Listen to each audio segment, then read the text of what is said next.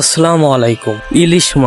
ইলিশ মাছ খেতে পছন্দ করে না এমন মানুষ খুব কমই আছে। আমরা 3 বন্ধু ঠিক করলাম আজ রাতে একটু ভিন্ন রকম আনন্দ উপভোগ করব।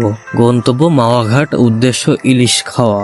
মাগুরা শহর থেকে আমাদের যাত্রা শুরু করি। মাগুরা থেকে কিভাবে যাবেন, কত টাকা খরচ হবে সেটাই তুলে ধরবো আজকের ভিডিওতে। ভাইনার মোড় থেকে একটা রিক্সা ভাড়া দিয়ে চলে যাই মাগুরা বাস টার্মিনালে, যেটার ভাড়া পড়েছিল 40 টাকা।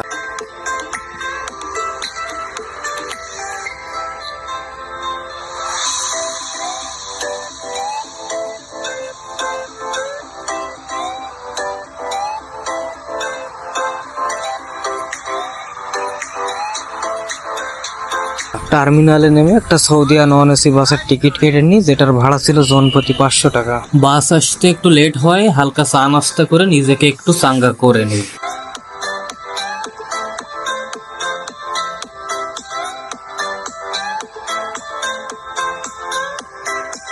আমাদের বাসটি চলে আসতেই উঠে পড়ি। বাসের ভেতরের পরিবেশ ছিল একেবারেই পরিষ্কার পরিচ্ছন্ন আর আরামদায়ক। ঘড়িতে সময় 10টা বেজে 10 মিনিট। আমাদের বাসটি যাত্রা শুরু করে মাওয়ার উদ্দেশ্যে।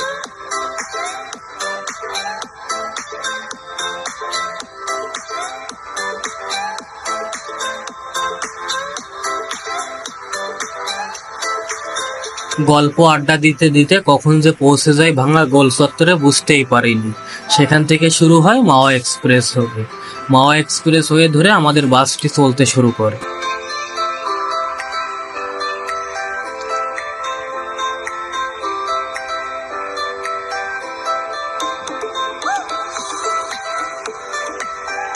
গাড়ির গতি আর চারপাশের আলো আধারিতে এক অন্যরকম অনুভূতি। মনে হচ্ছিল যেন সিনেমার কোনো দৃশ্য।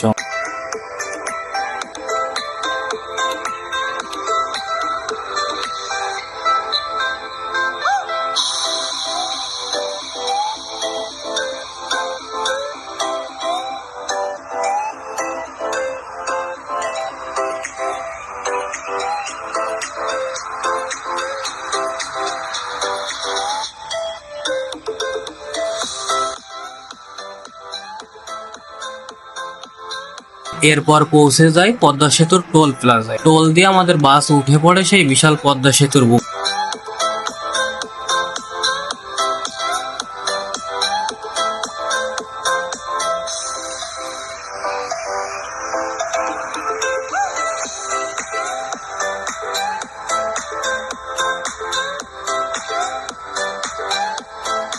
রাত 12টা বেজে 20 মিনিট। পদ্মা পার হয়ে আমরা নেমে যাই খানবাড়ি মোড়। সেখান থেকে 100 টাকায় অটো করে পৌঁছে যায় মাওয়াঘাটের রেস্টুরেন্ট পাড়ায়।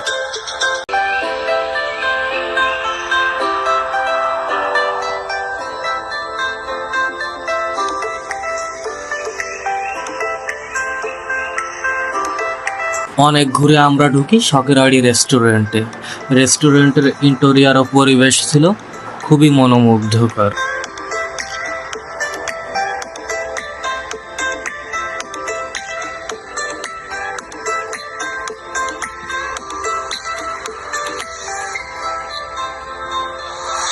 এবার পালা মাছ পছন্দ করা। রেস্টুরেন্টের মামা আমাদেরকে ইলিশ মাছ দেখানো শুরু করলো।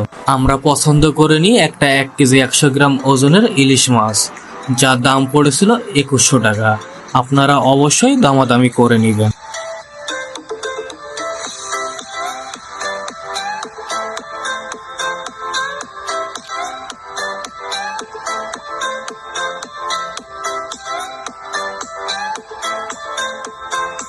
রেস্টুরেন্টে তারা মাছ কেটে ধুয়ে ভাজা শুরু করে, আর আমরা অপেক্ষা করি জিভে জল নিয়ে।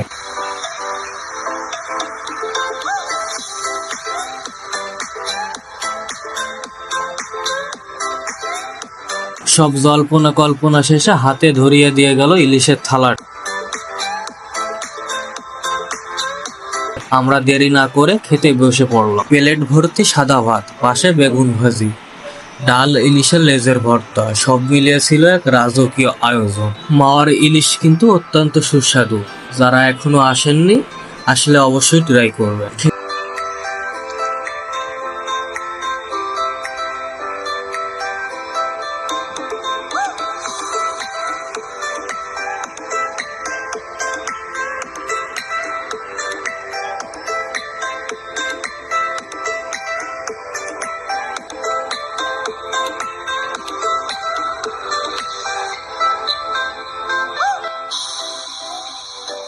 খাওয়া দাওয়া শেষে আমরা একটু রেস্ট নিচ্ছিলাম, এর মধ্যে ওয়েটার আমাদের হাতে বিলটা ধরিয়ে দিয়ে যায়। সব মিলিয়ে বিল আসে 2700 টাকা। তো মাওয়ার আজকের ভিডিওটা ছিল এই পর্যন্ত।